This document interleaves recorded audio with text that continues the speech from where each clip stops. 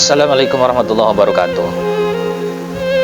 Sedikit saya berkomentar tentang pernyataan Gus Baha, ya, bukan apa-apa, saya bukan mengajari, tapi ya namanya kita negara demokrasi, boleh saja kita mengkritik, boleh saja kita berkomentar selagi kita membangun, ya, tidak menjelekkan. Tapi ini sedikit saya menyampaikan. Apa kata Gus Baha? Orang kena santet ya mati, ya sama saja, mati urusan Allah. Orang kelindas mobil truk aja ya mati, ya udah, nggak bisa begitu. Kalau masalah santet ini ada sesuatu hal yang menjadi harus dilarang, ya, sekalipun kita sendiri bisa, orang tua kita, keluarga kita. Kalau orang kena santet ini, kita harus memberikan arahan bagaimana konsekuensi orang melakukannya dan bagaimana pula cara menanganinya.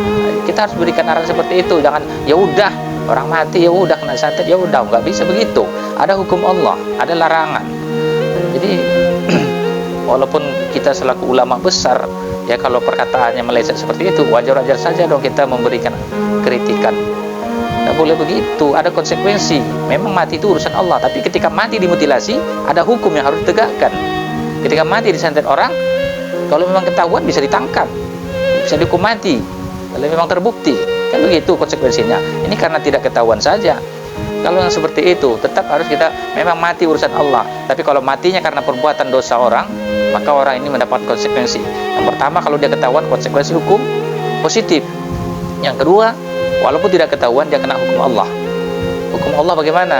Bagaimana dosa membunuh? Siapa yang menyuruh? Siapa yang melakukan? Yang menyuruh dan melakukan sama saja dosanya, karena itu kerjasama. Sama seperti orang meminum minuman khamar. Siapa yang dosa? Yang menjual, yang menyuruh, yang melindungi, semuanya kena di situ. Yang meminum sama dosanya, rata gitu, kena dia. Nah, begitu pula dengan orang yang melindungi santet. Santet ini kalau dibilangkan, ya udah nggak apa-apa mati kena santet, nggak bisa begitu. Ada konsekuensi. Siapa yang melakukan, siapa yang menyuruh, dosa besar itu. Satu orang aja dibunuh walaupun secara santet, sama saja dosanya. Membunuh seluruh makhluk manusia di dunia ini. Coba bayangkan itu kata hadis Rasulullah.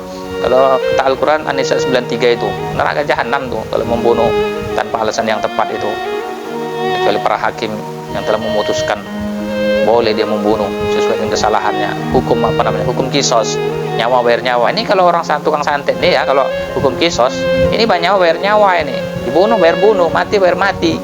Begitu hukum kisosnya, walaupun dia ilmu santet, menggunakan santet. Jadi kita jangan mengatakan ya udah mati ya tinggal dikubur, mati memang urusan Allah. Memang mati urusan Allah, tapi siapa pelakunya?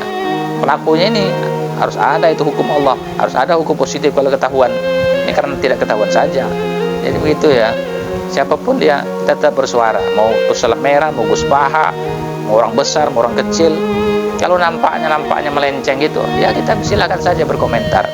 Jadi sekali lagi mohon maaf kepada Gus Baha, ya, Anda orang yang hebat, Anda orang ahli fikih, seharusnya melihat bagaimana hukum-hukum kisos kalau ketahuan, kan begitu. Jangan membiarkan ya udah mati ya tinggal dikubur, nggak bisa begitu. Kita sebagai praktisi peruqyah tahu semua masalah orang-orang kena santet itu sangat berbahaya itu. Itu kan perbuatan yang dilarang, syirik, dihukumi syirik itu. Orang perdukunan, orang datang ke dukun, orang perdukunan, ya, dosa besar itu. Jadi begitu. Assalamualaikum warahmatullahi wabarakatuh.